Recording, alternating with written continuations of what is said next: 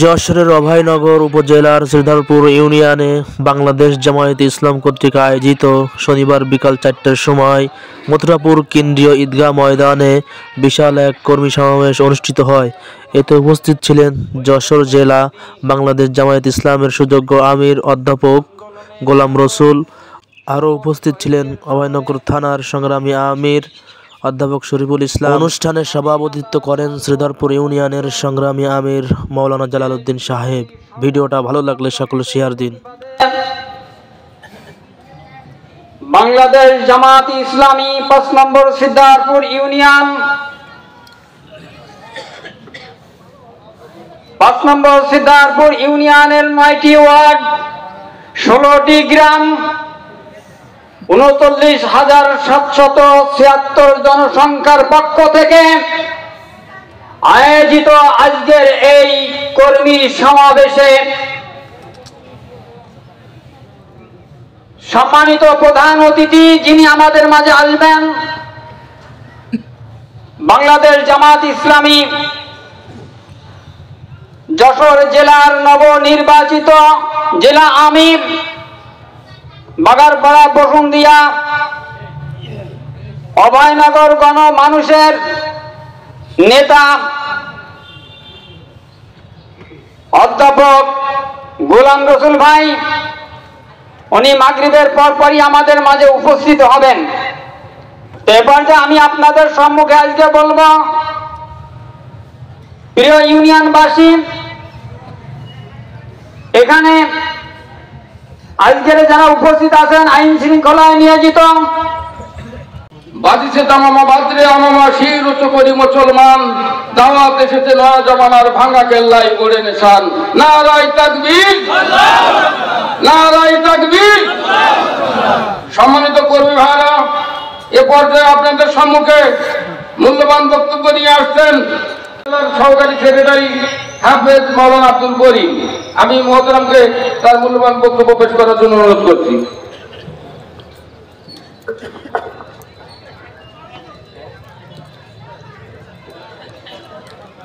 السلام عليكم ورحمة الله.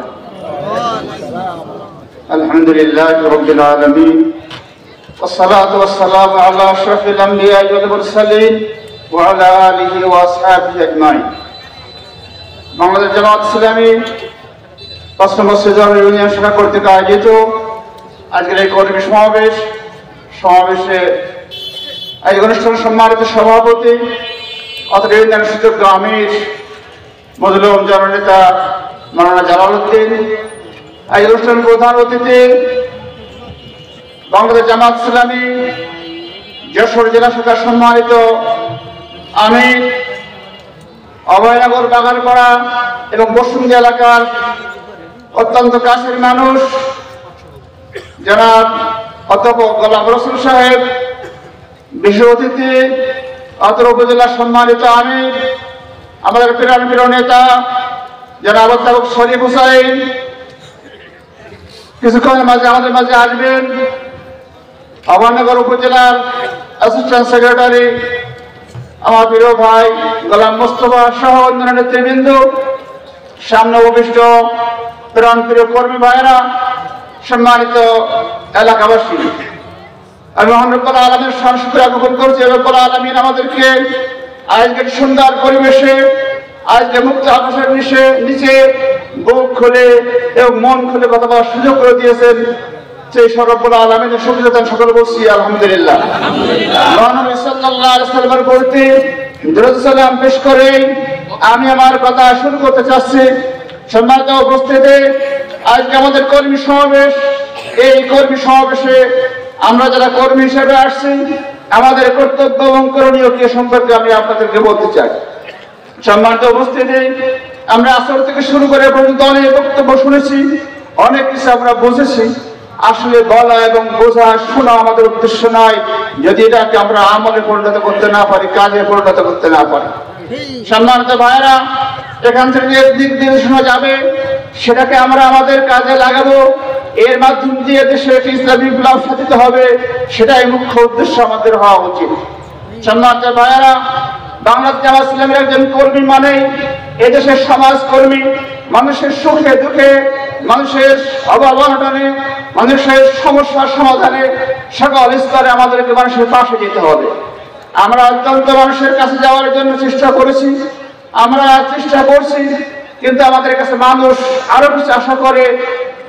আসলে দেশের মানুষের জাতিতে নিষ্পেষিত বারবার। এই জন্য আমি আহ্বান করবো যে আমাদের কর্তব্য এবং করণীয় হবে এই এলাকার শুধু নয়, এদেশে যেখানে আমাদের সুযোগ পাই, আমাদের আত্মীয় স্বজন, আমাদের প্রতিবেশী, আমরা যেখানে ক্ষেত্র পাবো সেখানে প্রত্যেকটি মানুষের কাছে ইসলামের সুমহান আদর্শ, বাংলাদেশ জামাত ইসলামের সুমহান আদর্শকে তুলে ধরে এই দেশে একটি কল্যাণময় রাষ্ট্র গঠন করার জন্য আমরা সকলের চেষ্টা অব্যাহত রাখবো ইনশাআল্লাহ।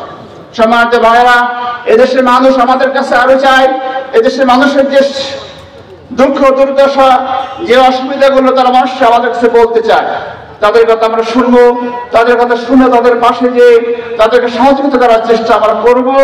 তাহলে আমাদের পরে মানুষ প্লিজড হবে, মানুষ আমাদেরকে ভালোবাসবে। আর যার কারণে আমরা আগামী দিন যখন তাদের কাছে আমাদের সমস্যাগুলো নিয়ে যাব, তারা আমাদের কাছে শুনতে